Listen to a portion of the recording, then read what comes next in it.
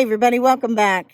And today we have our top 10 list for beginning to live a life on purpose.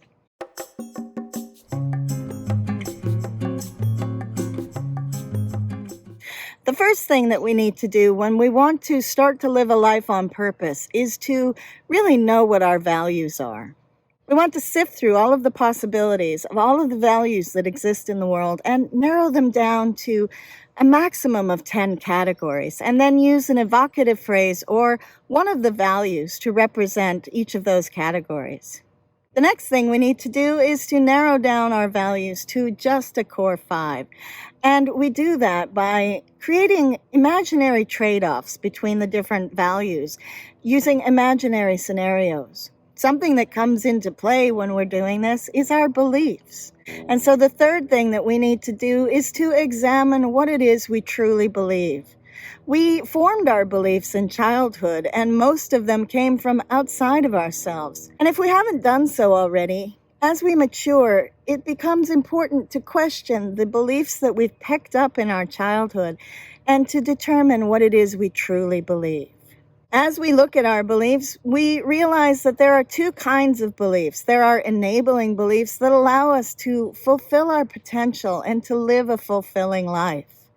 And then there are limiting beliefs that inhibit us in doing so. And so it becomes vitally important that we work to transform our limiting beliefs into enabling beliefs. This is a long-term process. It might happen overnight for you, but for many of us, it takes a long time to really work through and heal those limiting beliefs.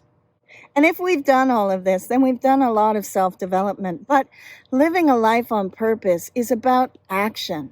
And so we need to find the things that we really want to do. And we do that by excavating our dreams. To find those dreams that maybe we killed off in childhood that were really important to us. And once we've done that, then we sift again to find those dreams that really make our hearts sing.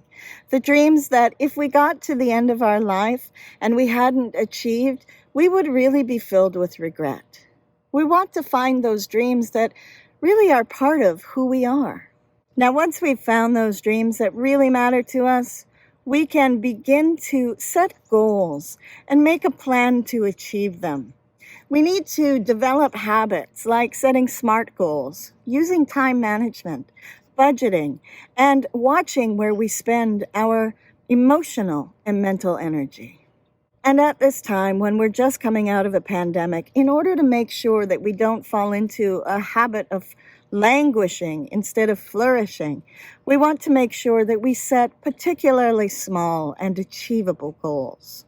Whether we make our dreams into our career or it's simply an avocation, in order to achieve anything, we do require some skills. And so if we don't come possessed of those skills, then we need to acquire them. It's important to remember that we can borrow skills. We can recruit people who have skills that we don't have, and that allows us to specialize in the ones that we do. Achieving any goal is quite challenging, and so it's important that we choose the ones that we're most passionate about so that we can stay energized. But it's equally important to choose our sacrifice. We need to determine what it is we're willing to give up in order to achieve these goals. We don't want to get partway to achieving a dream and then realize that it requires sacrifices that our values just can't justify. And my final tip is to celebrate our successes as we achieve them. Sometimes we can get so caught up in striving for a dream that we forget to take a moment and savor those successes as we achieve each of our goals. Living a life of purpose isn't just to get to the end and achieve that dream. We want to enjoy the journey. So celebration has to be a part of living a life on purpose. In my view, purpose and living a life of purpose is an individual quest to achieve our greatest potential. Next month, we will talk about how we turn that life of purpose into a life that is deeply meaningful. If you like this video, give it a thumbs up. If you want to see more videos like this, then click subscribe. For what are you most grateful today?